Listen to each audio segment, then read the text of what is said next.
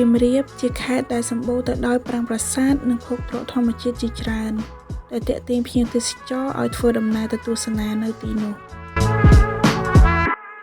ប្រសិនបើធ្វើដំណើរពីភ្នំពេញទៅខេត្តសៀមរាបចម្ងាយផ្លូវប្រមាណ314គីឡូម៉ែត្រនិងប្រើរយៈពេល6ទៅ7ម៉ោងដោយខេត្តនេះសម្បូរទៅដោយប្រាង្គប្រាសាទប៉ុន្តែប្រាសាទដែលលេចធ្លោជាងគេនោះគឺប្រាសាទអង្គរវត្ត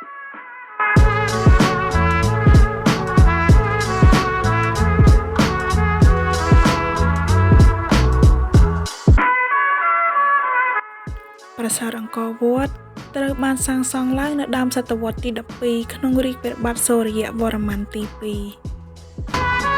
ប្រាសាទអង្គរវត្តជាប្រាសាទដែលធំជាងគេនៅក្នុងចំណោមប្រាសាទនៃរាជធានីខ្មែរទាំងអស់ជាប្រាសាទធំតំណាងឲ្យភ្នំព្រះសុមេរុហើយត្រូវបានសាងសង់ឡើងដើម្បីឧទ្ទិសដល់ព្រះវិស្ណុ